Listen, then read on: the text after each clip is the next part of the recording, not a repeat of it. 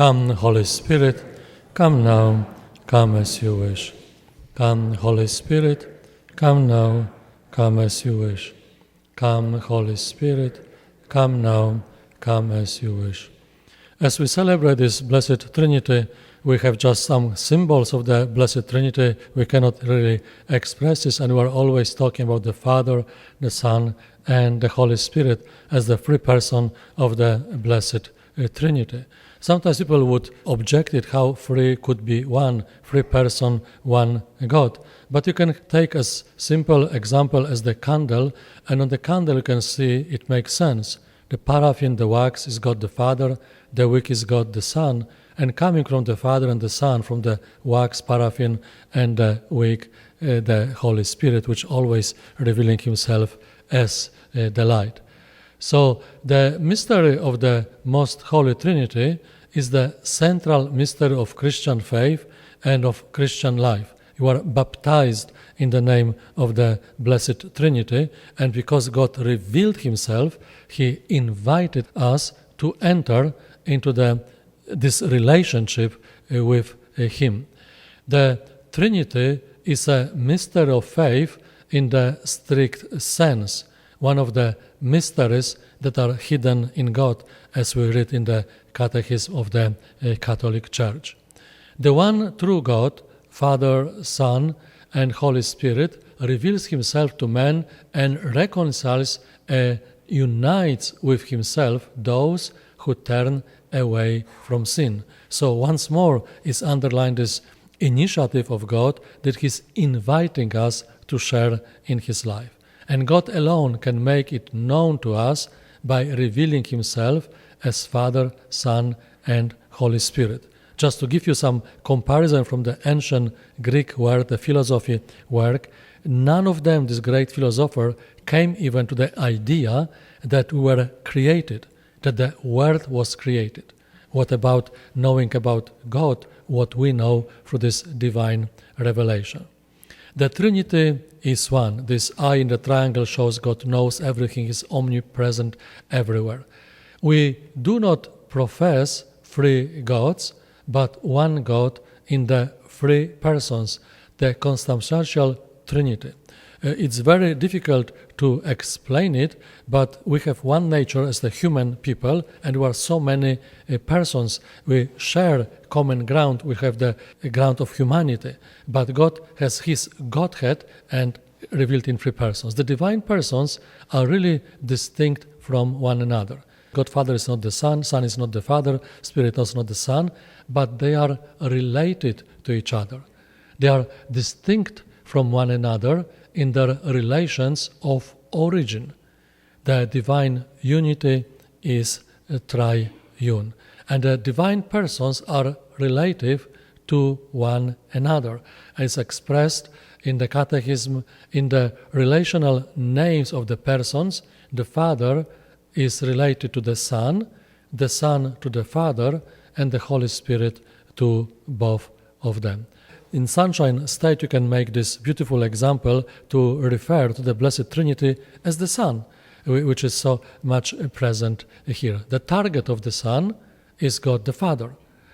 Coming from the Father, from the Son is rays, God the Son. And coming from the Father and the Son is light and warm, the God the Holy Spirit. So in one mystery of the Son, which is created as a symbol for God, you can very easily recognize the mystery of the Blessed Trinity, one of the best explanations. The divine works and the Trinitarian missions is in this way explained. God is eternal blessedness, undying life, and unfading light. That's why we are invited to him to share in his blessedness, to share in his life, to enjoy his light, which will disperse any kind of darkness which is hidden in us. John wrote this one definition of God is love, Father, Son, and Holy Spirit. And God freely wills to communicate the glory of his blessed life. It was his initiative. It's not we who are trying to enter his heavenly kingdom because we found it, it's God who found us and who is inviting us to return to him. Everyone who glorifies the Father does so through the Son in the Holy Spirit. So this is beautiful explanation to understand ourselves. We are called to the relationship with God. And this relationship is developed in three directions. Whichever person you favorize, whichever person you turn to, you are united with God. But on the other side, you can see from the mystery of the Blessed Trinity to understand our need to share life, our need to express ourselves. We are imitating God. If God would not express himself, if he would not show himself to us, reveal himself to us, we wouldn't know anything about him. Put it on the same relation with the person. People can guess what is in me, but if you don't reveal what is in you, they will not really know. And we imitate God in this relationship. So everyone who follows Christ does so that the Father draws him and the Spirit moves him. So even coming to Jesus, the three persons of the Blessed Trinity are involved. I wanted to show you because it looks like a boring teaching about Blessed Trinity, and C.S. Lewis was teaching about theology as experience or a map, putting the distinction, because one is interesting, one is like boring a lecture, you hardly can understand anything of this. If a man once looked at the Atlantic from the beach, that was his example, and then goes and looks at a map of Atlantic, you are facing two different things. As C.S. Lewis was explaining, he will be turning from something very real, walking on the beach, to something less real, the map. And both are somehow true because they reflect each other. So the map is based upon the thousands of people who have found out by sailing the real Atlantic. And if you want to go anywhere, if you want to grow in your experience, the map is absolutely necessary. In this way, when we are teaching about the Blessed Trinity, we are sharing these centuries developed names of the Blessed Trinity just to get from this experience, and if you want to grow it, use it. But as long as you are content with walks on the beach of this tiny piece which you can walk through, your own glimpses are far more fun than looking at map. And there is not contradiction to each other, but it's complementary and depends on the function. So how to make it fun, how to make it interesting to us. I was showing you some time ago this, but it's very good to refresh, and were you doing anything of this? Brother Lawrence of the Resurrection was a Frenchman. He died in 1691, and he was a Carmelite, and he was for over 40 years just a cook in the kitchen. And he's canonized saint. He was wounded during this 30 years long war in Europe, and then after recovery he joined the Carmelites. And he left this beautiful tiny booklet, more letters than really booklet. He wrote, "It is impossible to avoid the dangers and hazards which life is full of without God's actual constant help." So he made a very simple prescription. Let us ask him for this help continually. You are afraid, you don't know how to approach, what to deal with. Just do it. Ask for his blessing. Ask for his help. And he said, this wisdom of the saints, God does not ask a great deal of us. That's his words. A brief remembrance from time to time about God. A brief act of adoration, even in your heart. Occasionally to ask him for his grace. There's nothing wrong asking God for his grace. Or offer him your sufferings. If there's nothing else to give to him, everybody has something. At other times, thank him. Thank him for the graces he has given you and is giving you. That's a very simple prescription, a very simple way. We must know before we can love. Now, how can you love someone whom you don't know? And this applies also to God. To know God, we must think of him often. That's the prescription of the saints. To know God, we must think of Him often, to raise up our hearts and mind to Him. And that's perfect description for prayer. And when our love is strong, he wrote, we will think of Him very often, for our heart will be where our treasure is. And he was complaining that men invent means and methods of coming at the God's love, coming at God's presence. They learn rules and set up devices to remind them of that love, of this divine presence in us and around us. And he challenged it. Is it not quicker and easier just to do our common business, our daily duties, wholly for the love of Him?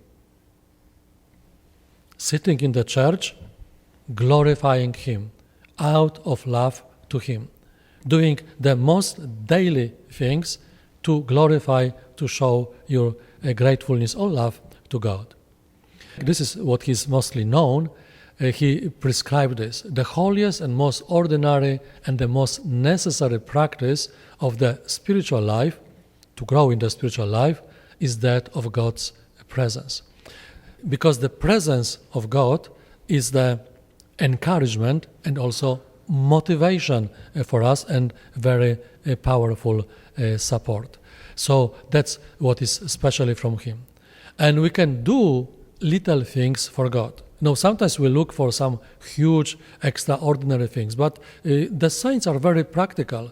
This happens sometimes in the life, once a year, once in 5 years, something really great. You have plenty of opportunities daily, little things doing to glorify God. And this is his example. I turn the cake, the pancake, that is frying on the pan for love of Him. How long does it take? 2 seconds? And that was his practice.